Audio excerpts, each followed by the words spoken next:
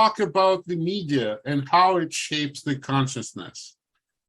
We are talking with Oksana Vovchenko, the founder of the discussion club named after Benjamin Franklin.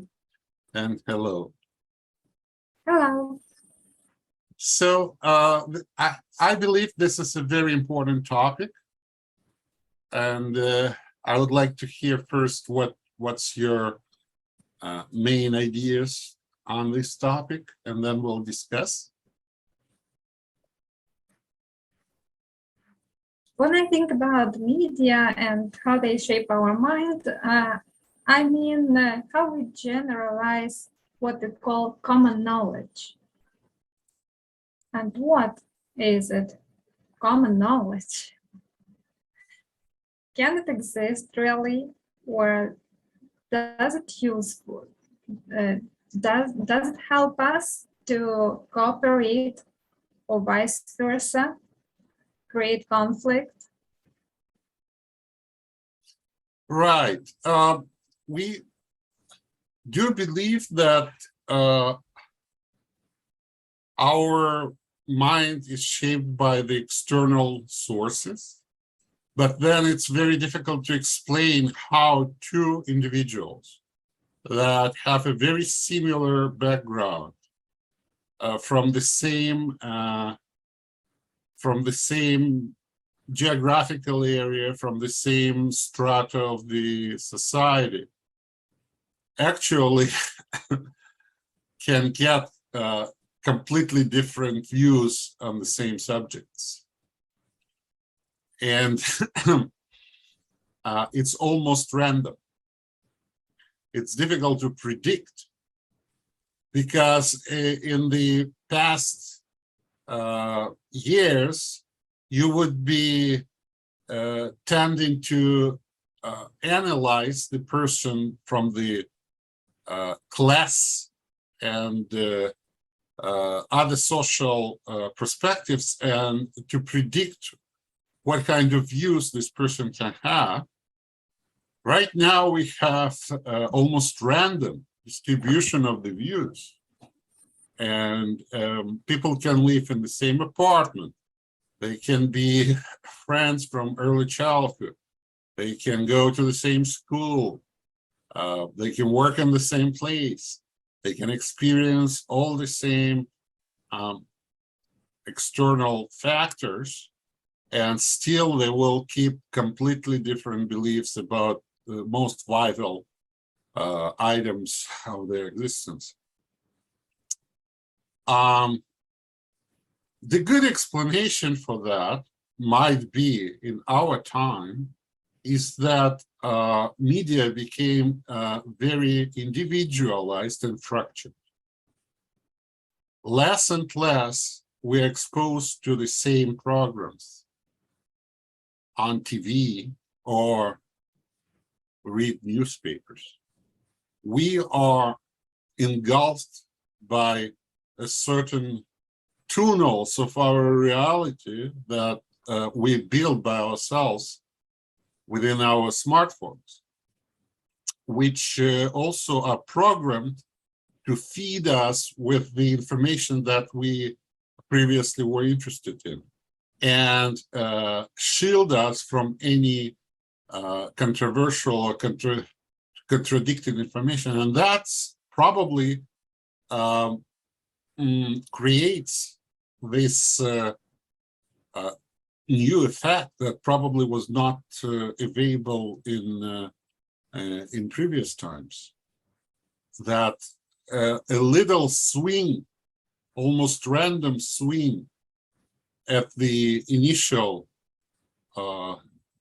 state of the mind based on random appearance, these or other materials, can lead the person to a certain path where within his smartphone, his news and the information that he is exposed to, his browsing history and such, he will go to a different path.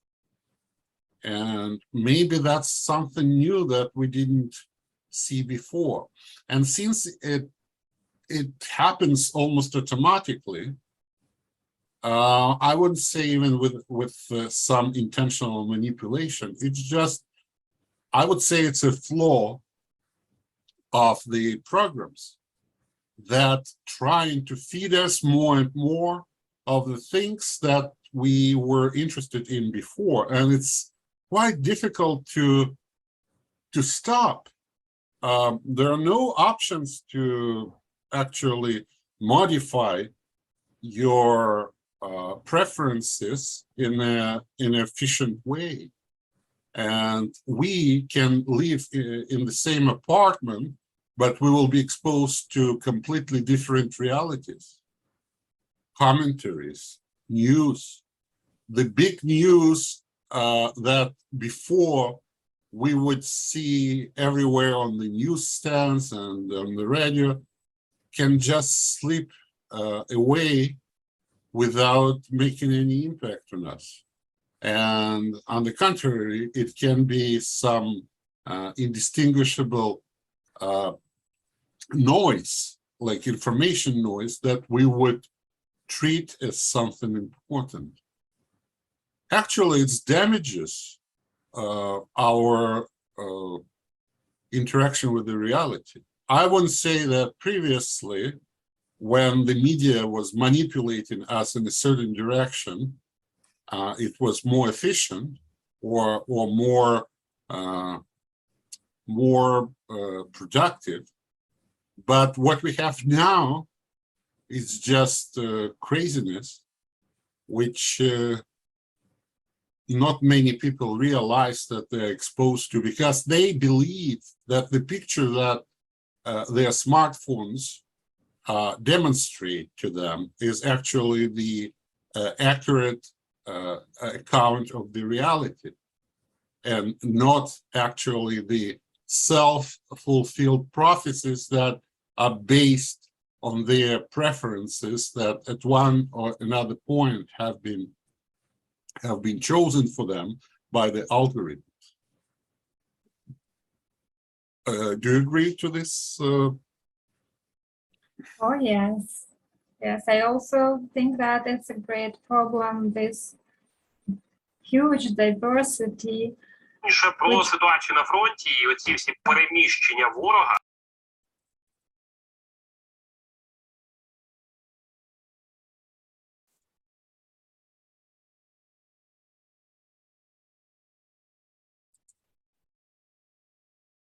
So that's right. Like our frustration when media manipulates and tries to drag us to a certain relation is explainable. It was forever since the inception of any kind of media, including the cave drawings, right? But right now we actually are exposed to the harm, which is not pre-planned or anyhow has this impact. And mostly it's done by Google News, the major producer of the algorithms, how the news are presented and chosen. And it's not the only area in which Google, being a monopoly and dominating many spheres of our life, is actually causing the damage without much discussion and realization how much damage this company actually is making. Even though, of course, it serves a global interactive knowledge base, right? And source of the information, but still those algorithms might be very harmful in that way, that actually they shape significantly wrong perception of the reality.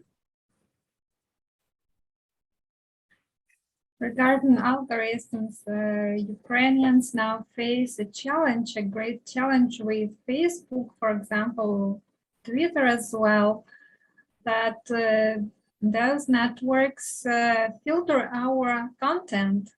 Ukrainians share a lot of content about war. It is not acceptable by such programs as Facebook, Yeah, which I turn agree. to positive. They want to be positive for their users, but how to be positive when you are at war, you share your life. And almost all Ukrainians face now this problem that we cannot share the context which we want to share. I agree. I think that such a major providers, the platforms like Facebook, like Instagram, not enough YouTube, Google, not enough that it was allowed to them to purchase those services to be under one roof, which is they are huge without buying YouTube, for example, Google, or like combining all the services under one roof was a very wrong move, and it shouldn't have been approved, such deals. On the other hand, they're very authoritarian, and there is no way to appeal. There's no way to change. There's no democracy. Like thousands of years of the development of the society has no impact on them. They do whatever they want. They do whatever they want, and in many cases, they want things that are not beneficial to people. It's such a degree of censorship, stupid censorship, irrelevant censorship. I'm not even talking about the intentional manipulation. And it's not regulated. There are no laws. And the way how they impact our lives is way more than any government in any time in the previous history. Those things are our daily basis for communication and the way how we communicate with others and see our world. And that's tremendous problem that nobody wants to pay attention to and regulate and make at least some resemblance of democracy and prudent approach, right? So the interesting fact is that our viewers would expect us to talk about all the same things, that media is manipulative. But even before we talk about the manipulations, we just talk about the straight stupidity that we are encountered with. Like when I make a movie for my wife with child photographs of her daughter to make it a present on YouTube for her daughter for her anniversary, because on some pictures, as it was accepted 30 years ago, the child is not dressed. So the YouTube bans this video and says that it will be deleted. And for the first time, they will not report me, blah, blah, blah. What idiots, idiots. All right. And we live in this environment where the censorship is more cruel than in times of dictators, especially because they base it on automatic algorithms that are stupid by themselves. They don't understand the content. And so, yes, and nobody is actually making real progress to provide some pressure to these companies to change those algorithms. Not enough that they are taking all our personal details, not enough that they are selling it for profit, not enough that they are manipulating us, but they are also playing stupid and making our life hard. And also this feeling of cluelessness and inability to change anything. It seems to be, at least there are mechanisms to file the petition with the government or blah, blah, blah. But those are absolutely impossible to influence. Isn't that right? Yeah, right. We have no, I also believe that we have no really free media currently, because they are monopolized and there is no alternative. And we are enslaved in the world of cats and cakes. And I know that very well because I have a page of my intellectual club, and most of my publications are banned because they include words, such words as justice or respect. Even these words considered to be negative. And also disconnecting. But I do not call people to disrespect. I call people to be respectful to each other. But even seeing the word respect in my publication, algorithm blocked them. Elon Musk used to criticize. He criticized Twitter and even decided to buy it out, to change it. But things went not in a desirable direction for him. I'd like to have an alternative without censorship, so that people can choose where they want to spend time. They are in the world of flowers, butterflies, or in the real world where people really can be angry, can hate, can share some information which they are not happy about? Well, absolutely right. And also, it's not a good method to shut up those that you do not agree with. Like it was a shock for me when they just shut down Trump and his account. It's not like I even like Trump, but I don't like the idea that you can shut down such a significant figure that has so many followers. It's like canceling out those millions of people that want to hear what he has to say. It's so disappointing that after so many years, having such a smart and very well-developed technological systems, we are doing things that we already overcame in the times of the printed press, that censorship is not a solution, that shutting down and shutting up is not a good argument in the interaction between people. Also, they shut down a lot of things on YouTube against Russia. They disconnect Russians from general discussion. And it's not good because they find themselves in a bubble.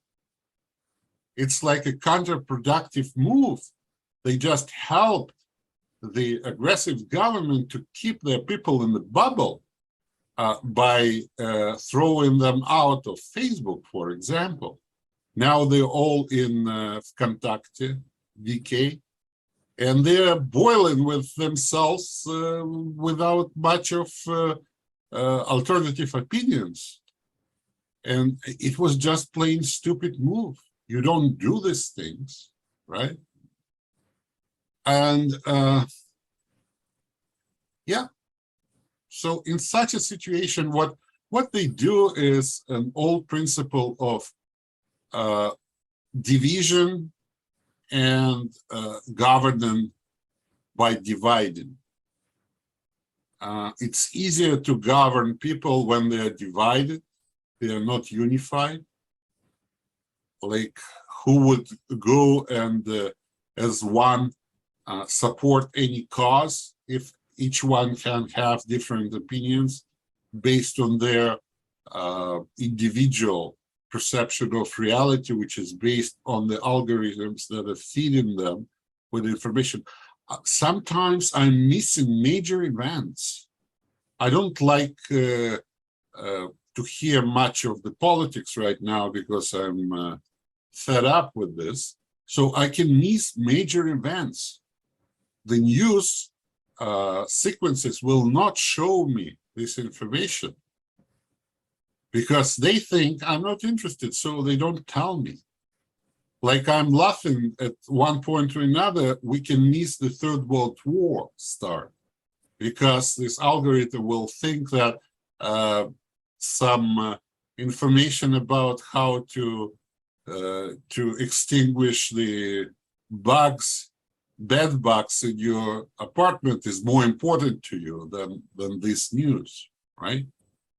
And also there is a certain limit of how much topics they can present. Also, they limit themselves with this. Most of the programs do not present an unlimited number of topics. You just go through, let's say, 50, 60 topics, and then it ends. All right, and you need to refresh, and then again it shows the information that you were previously interested in. The same is about YouTube. I feel like I'm imprisoned by those algorithms. I want something fresh. I want something that is not included in this, but they keep giving me the same thing, the same thing, the same thing. So I can imagine how it indoctrinates some people that actually are very fond of listening to certain views and certain programs. In their perception of the world is a common knowledge, which is not, because now there is no common knowledge at all. Another thing that we need to say that there are no objective programs, like programs that do not have any agenda, manipulative agenda behind them. Like, it's either one side or another side.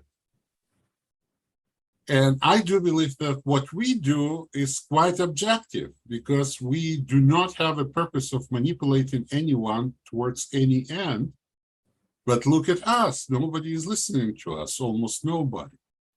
So those that go in on top, they either push it in one direction or in another direction. But very few would have the objective, well calculated, calm, and realistic discussions. All right? Yes. Another interesting thing for me is that we are very well informed about everything what is going on in the world. And for example, before you never know where is some diseases or catastrophes or what happened elsewhere. Now you know everything. You know weather, you know about storms, you know about earthquakes, and it seems that we live in a terrible world. Yes, Just it's because great. we know about everything happened. It's great a picture of the world that is way more troubled than it used to be before, when we were not exposed. Because mostly we like to tell news about bad things, not about good things. Yeah, like statistically, Most of every news year, are bad news, actually. that's another thing that always the media chooses the bad news. They think that it causes us to have this adrenaline released and attracts more attention, and they can easily sell their advertising. They do not give us the positive things that needed in order to build the objective picture of what's going on.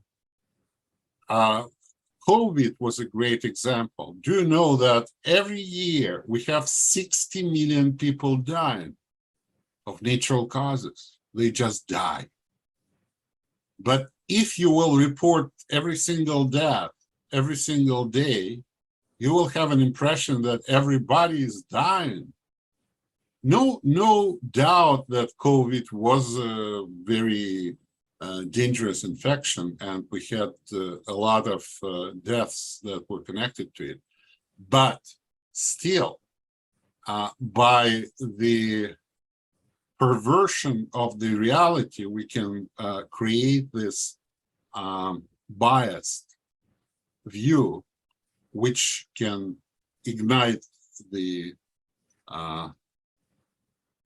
people with scare, with anxiety, and so many other things.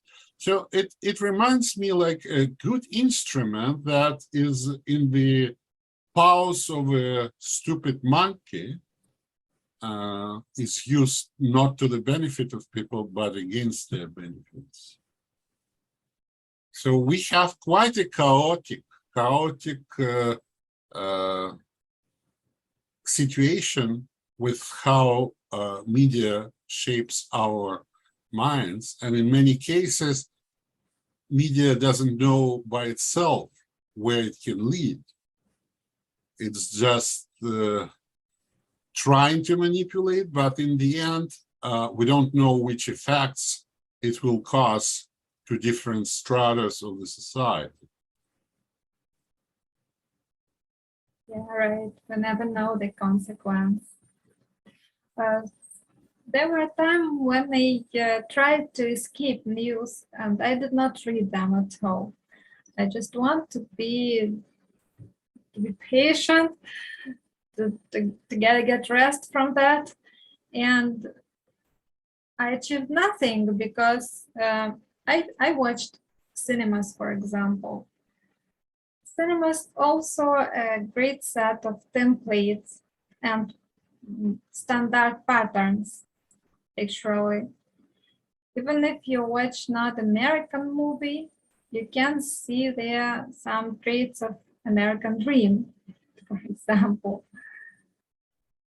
They're very, very much standardized situations, or how family should live, or how they build their houses, or how they build their relationship, or how they make decisions in certain situations, etc. As I know, China now invests great money, great capitals into creating their own cinema, just to avoid this American domination in their culture. And Undoubtedly, to translate that to their societies, their own values. Yeah, it has a great influence, and that's the problem, because it's not very good influence. It's not very good influence. When we watch all the movies where they get divorced and it's normal, and kids don't have their both parents, and everybody have stepfathers and stepmothers, after a year and after another year, people, even in the countries that do not adhere to American approach to family, will start thinking to change their lives according to what they watch in the movies, right? And that's what is happening. It's an influence that is imposed on us. And this feeling that things are imposed on us are making me feel very that there is no freedom, that there's a huge pressure from every corner. I have a very hard time to find and choose the movie to watch, because they all shaped in a way that impose pressure on me with their view. Like if it's something scientific, sci-fi, like about aliens or something, I bet that after 20 minutes of watching the movie, someone will be running around, chasing people and killing them. No matter what. It can start like an intelligent movie trying to touch some interesting concept, but it will end up with this. And I always write, after 20, 30 minutes, it all turns into the cruel, bloody fight, running, shouting, killing. And that's almost all the movies like that. Yeah, that's a problem. That's a problem. We thought that we were getting a special freedom from those technologies that we're getting, and actually we get even more imprisoned by those technologies. But definitely if we speak about books, for example, literature, which exists before media, these TV I media cannot happen. read anymore. I cannot read anymore, and I lost my library. And because the competition between the video and the book, or short informations that I can read online, the book cannot compete with that. I even feel that my eyes are not used to read from paper. They got used to read from the screen. The same thing, I'm not used to write, handwriting, because maybe once or twice a year when I have to write an address on the envelope, I even feel like my fingers are getting tired after a couple of letters written, because they are not used to. You can blame me for that, but that's the tendency that I'm following. And I used to be a writer. I didn't write anything for quite a while, since we have these programs where I can express my opinions and ideas. I do not have this desire to sit and write anymore, because I have an easier way, more efficient way to express what I have to say. And some topics of the books that I was planning to write, I have never written, and replaced them with a series of video discussions with the professionals on the same topics. So you can say that I'm easily influenced by the innovative solutions. Yes, I am. I'm trying to go with the flow and not to stand on the way of the changes. But as a matter of fact, that's the way how it is. What is very important. But I'm going to criticize a little bit, just because I do love your books. They're so great. I do want your books to exist. Well, And they exist. There are so why many do I of love them? Because they're very well structured. It is not possible to deliver information in such way, just in dialogue, the same way as you do in your books. As a matter of fact, it depends on the author, I mean myself.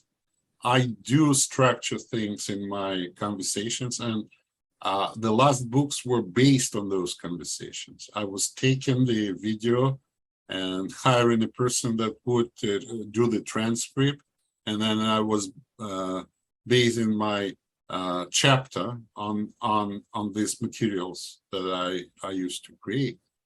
Also, about 5 years ago, I completely switched to audio format of the books, audiobooks, because I can't even imagine that there's a substantial number of people that would take a book of mine and actually read it. They don't have time, they're not used to read anymore. Audiobooks are quite popular because people can do other things and listen to the audiobook. But live conversations are even better because both sides in the conversation have to express themselves plainly, and it's more comprehensible. When it's an audiobook, it can get to a very technical language that actually put you to sleep. And in a real conversation, you can follow the ideas of the topic. Even today's conversation, it's structured. Here we do name the problems that actually are related to how the media shapes our mind in the modern world. And in the end, we will discuss what can we do about it. And one of the things that we need to do about it is to discuss those things and to admit those things. Because when we realize that there is such an effect, it's the first step towards the resolving the problems, isn't it? Do you think that literature will not exist in the future? Unfortunately, Is it time? look, people are very conservative. We still do a lot of things from the past that are not really needed anymore. A lot of things we keep doing in a very conservative way. There will be different shapes of this. The fact that the printed materials are disappearing, that's the fact. Go to any gas station, previously you would see a lot of maps. You won't find any maps anymore in those gas stations. Because everybody's using GPS and Google Maps. Many things are disappearing pretty fast. I was thinking recently about it. Like in old times, you would start your life with the books, you will be dying, but still you would be surrounded by the books. But in my situation, I'm a publisher. We published over 7,000 titles of the books because there was a new approach of publishing print on demand, that you actually do not print the whole bunch of copies, you just print only when the book is ordered. Yeah, there was a stage when I was such a library aficionado. I had over 3,000 books in my library. It was a 3-story house that was filled with books up to the roof. But at one point, I realized that it's outdated. What can I do? Right now, I can find any text from my library online in a very accessible form. And I can do the search through this text and find whatever I need very fast. So, yeah. Yes, it's very convenient, and now we prefer to use what we call multi-text. Information organized the same way as in Wikipedia, for example, where you can follow links as far as you need. Searching for terms, explanations, theories. So you read not just one article, you read a number of articles simultaneously on the topic. Besides, let's talk about Wikipedia, very interesting source of information for now. Yeah, the positive thing is that it's vast and there's everything about everything. But what I don't like about it, again, the censorship.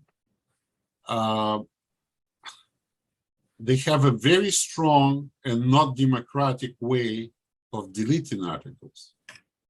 For example, for years there wasn't my article on Wikipedia, but they decided that I'm not important enough and they deleted me. While I have wiki quotations, or how it's called, wiki quotes, like about 100 quotes there, but there's no article about me anymore. And it's not only a question of pride, but it's a question of authority.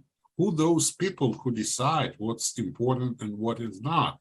And what kind of harm would it be that the author of hundreds of books with so much activity that I used to have in my life would not be presented in an easy way for those that are searching my name, for example, in a concise form, all right? Open-ended with the ability of others to shape these things. They have irrelevant rules. Yes, there was not even one book that has been published by anybody else but myself. And they do not include self-published authors. But the reason I'm self-published mostly because I don't want to depend on anyone. Okay, you can say nobody wants me. All right, doesn't matter. And that's one of the problems, that they delete the articles. I don't like, it's like burning the books, like Nazis used to burn the books out to the Fed. And deleting articles is the same thing. So there is a information that can be useful. Of course, you can distinguish between the outright advertising and the information that can be useful, but obviously those that make those decisions, mostly these people are doing this job because they are not had a chance for self-realization elsewhere, and by deleting and censoring, they are trying not to improve the Wikipedia, but to express their frustration with their own lives. And this thing is expressed in a deleting sometimes of the important details that could have been enriched this source, and it is not enriching it. That's one of the problem and interesting thing about Wikipedia, that there are a number of different Wikipedias. I read at least 3 in English, in Ukrainian, and in Russian. And you see, these are 3 entirely different versions. You can check. Yeah, I saw that, and it is in many languages though, and in different. But it's possible that the article about the same on the same topic in 3 different languages, you will find quite different information, absolutely different. That's by the way. There is an argument now between Ukrainians and Russians, because Russia asked Wikipedia to prohibit the article about battle for the Kiev, because Russia suppose that it never exists. Yeah, on one hand, it's bad, which make the information not objective. On the other hand, it for the researcher, it gives the opportunity to see different views in different languages. And in the modern internet, language is not a barrier anymore.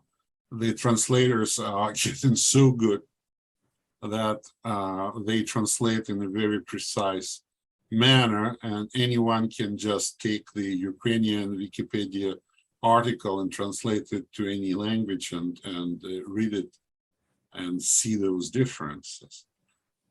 Manipulation and changes to the internet, of course, is done by many actors in this field. It was always that way. They were changing things in archives before. But yeah, that's one of the problems that we have as well, that everybody is trying to influence others in some distortion of the truth, and in the end, you cannot find any truth anymore at all. Everything is just propaganda. Everything is propaganda. And when the propaganda was in one direction, like in Soviet Union, we as Soviet people learned to read among the lines, right? But now you need to realize, okay, whose propaganda is this? What they are trying us to convince him? What, like, the analysis is getting very complicated. And in the end, there is no hint of the truth. Yeah, there was an interesting scandal about Chinese woman. Have you heard that she wrote articles about history of Russian lands for more than 10 years and created a great number of articles in Wikipedia, which were entirely fake. But she created a whole world of alternative history, and millions of people read these articles and believed and took them very seriously. Yeah, but it also shows that probably those articles that we believe are real, they are not real. And also in the past, those articles we had in the very respected encyclopedias were not real either. That's the problem of we are making a lot of mess. We're making a lot of mess in media space by creating so-called fake news, fake opinions, fake articles. And in the end, it's such a noise that even very intelligent, very well-educated person is having a very hard time to get through this noise, and just shut down with frustration and saying that there's no way that I can know anything for sure about anything in this world, right? That's the problem. It makes us, media today makes us pretty incapable of knowing anything. It creates agnostics. Like people get killed at the war, and there are completely different accounts who killed them and why they were killed and whether they were killed or not.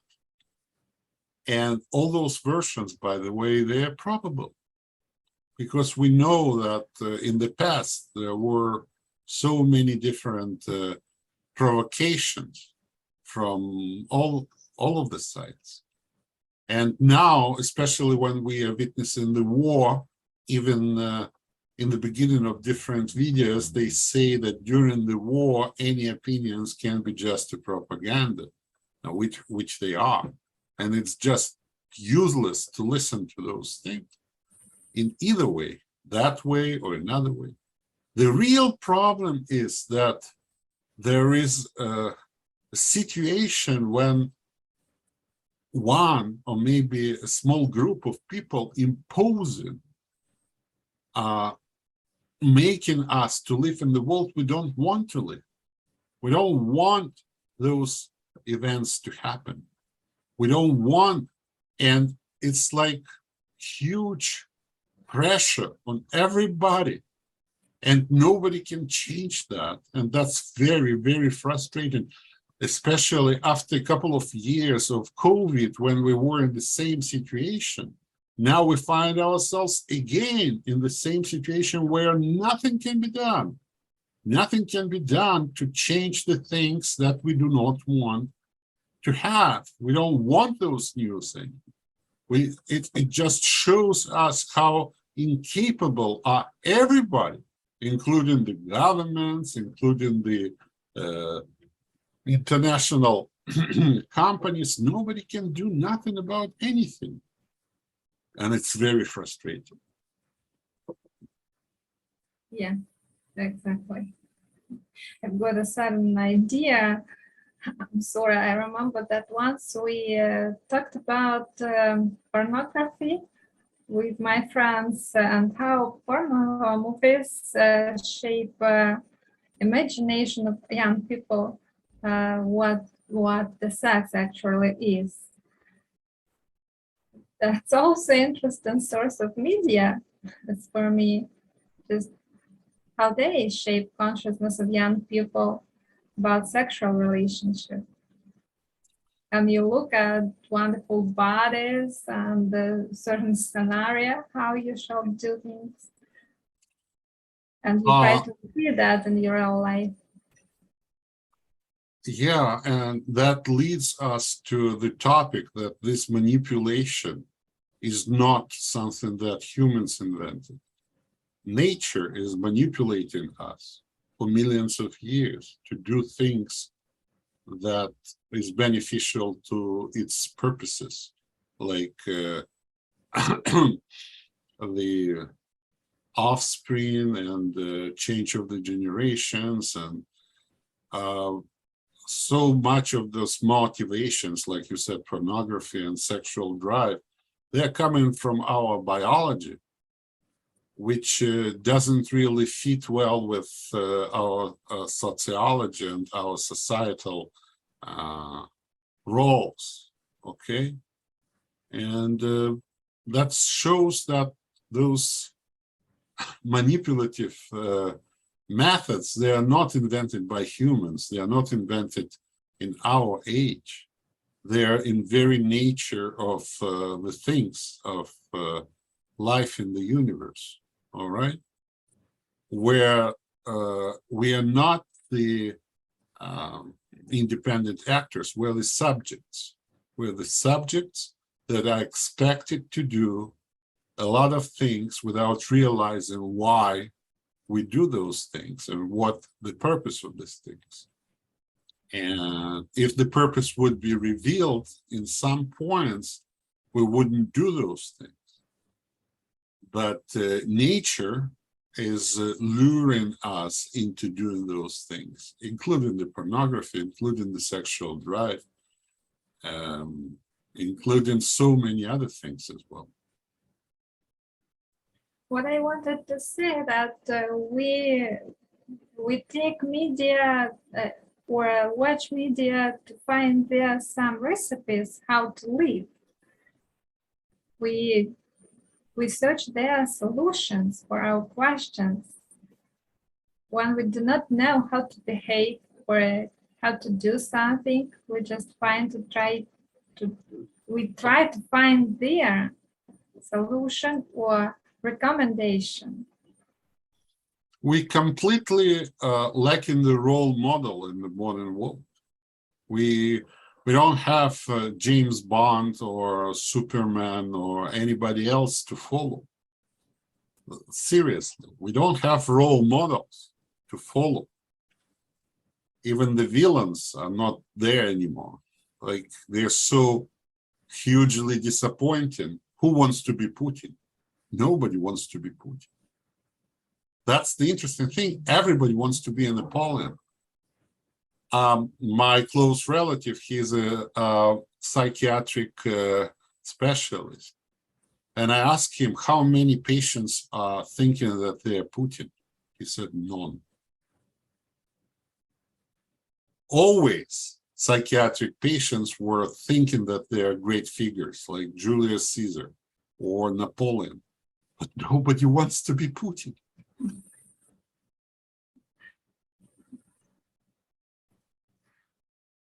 One more interesting story about media, recent stories. Maybe you know or have heard that there is a scandal in Ukraine right now because of that photo of our First Lady, Yelena Zelensky, on cover of Vogue magazine. Have you why seen this photo? why is it bad?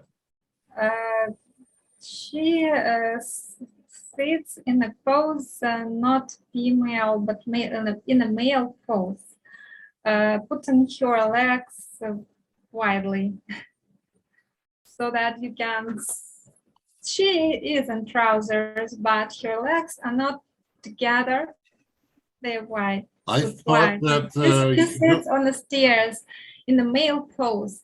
And right now, it is a great scandal here in Ukraine about this photo, which actually is a piece of art for me. And not a lot of girls now follow the flash mob where they sit on stairs, putting their legs apart like male do, so their feet, and to support your braveness.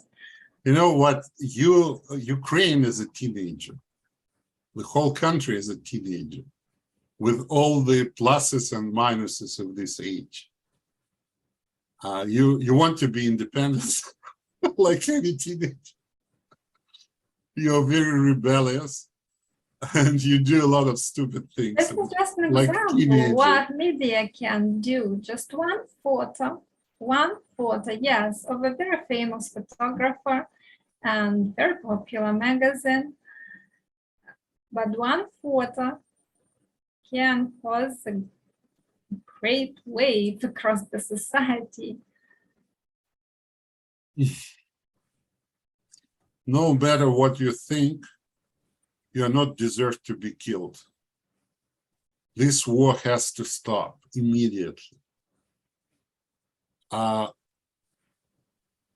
very worried about liberation of Kherson. I have very close friends there. And it's like talking to people that are sick with terminal cancer. Like, you feel that they can be killed, they can be dead, like, very soon. What kind of liberation is that to go and do the street fights? What's the purpose? And they by themselves say, okay, how can you leave the part of the country to the aggressor? The main idea is to let as many people to survive as possible. Later on, you will figure out. And on aggressor's side, if you feel that someone is going to fight for the city, just leave it. Just leave it. Say, okay, we are leaving. It's such a stupid thing that those people are held as hostages. And we all witness it. And again, nobody can do anything about it. Nobody. And with their propaganda, they even convinced that it's something good for them, that they will be liberated. Liberated of their lives? Obviously, it's something very, very diminishing and frustrating. And what can I say? It will end at one point or another. I'm growing more and more angry with Putin and his regime, and I really want it gone, as everybody else wants it gone. It's so stupid. It's so pointless. It's so outdated. It's so damaging our lives, not only those that are hostage, but those that are not having any ability to do anything about it. It's like a disease. It's like a cancer. It's like something that bothers everybody in this world. And nobody can do anything about it. And that's the craziest situation ever.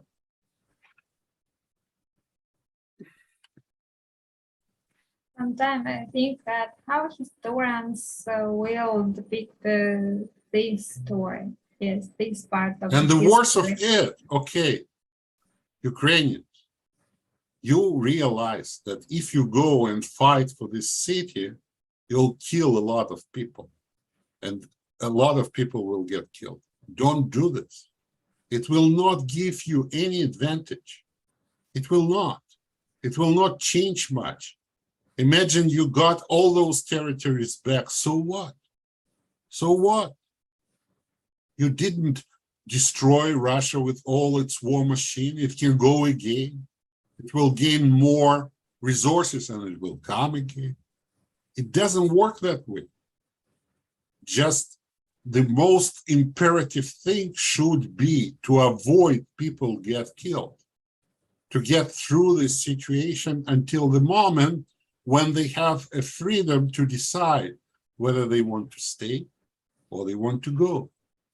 But having them as hostage, you already, I'm not saying that Ukrainians did it, but in this war, already number of cities was almost completely destroyed. Like the same effect would be if you throw the nuclear bomb on the city.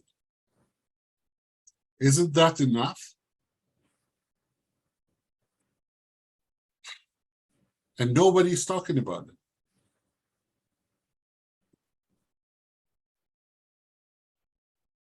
I think it should be completely forbidden to do any military activity in the populated areas. Doesn't matter what happens, just should be straight forbidden. And actually, it was the case in the Middle Ages when they used to fight wars on the fields, not in the cities. In very few cases, when they did the siege of the city, then the people were suffering. But most of it, the army would go to the field, face each other, and fight, not inside the city. Except cases where cities were fortified. Yeah, unfortunately, nobody is talking about it. Nobody's talking about it. Even those that live in the city, they don't realize that they don't need such liberation. They don't need it. They need to survive. They need to stay alive. And that's also the result of the media influence from both sides, that people are actually suicidally believing that some military actions in their city can improve their lives. It can just kill them. And doesn't matter whose power they're under. All right?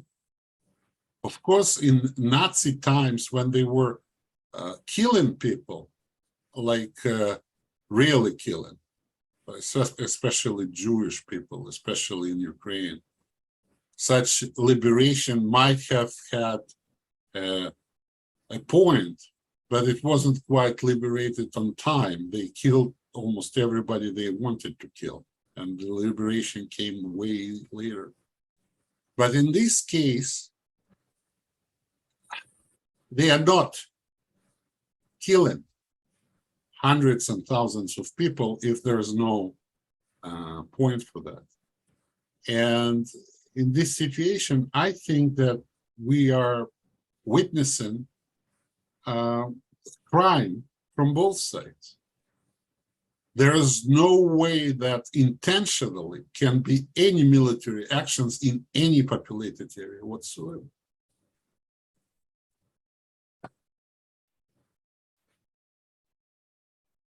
Yeah. Unfortunately, nobody will listen. And if anyone would listen, they will disagree.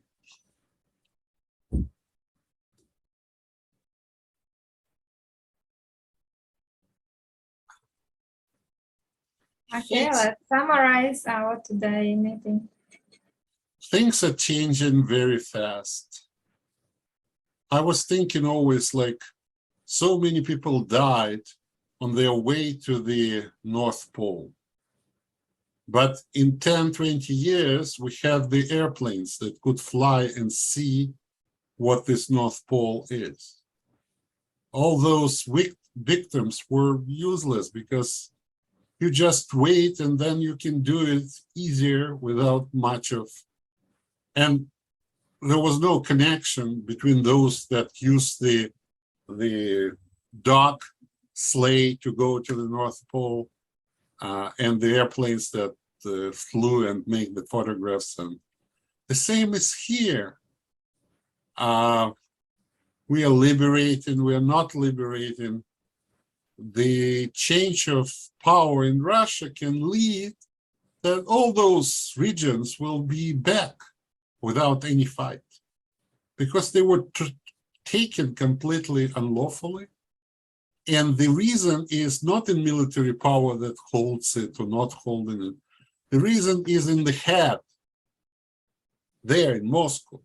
And the change has to come there, not on the field of war.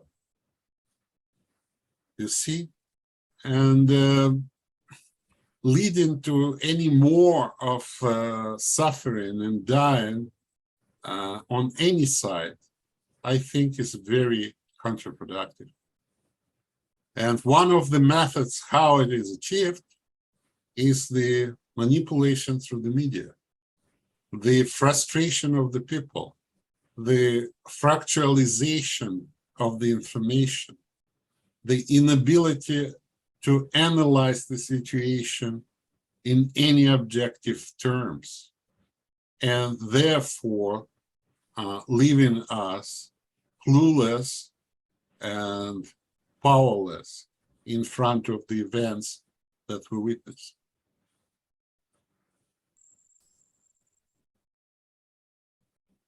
Thank you very much for bringing up this very important topic. And I hope we will have many more productive and fruitful meetings in the future. Thank you for your ideas. Thank you. Bye-bye.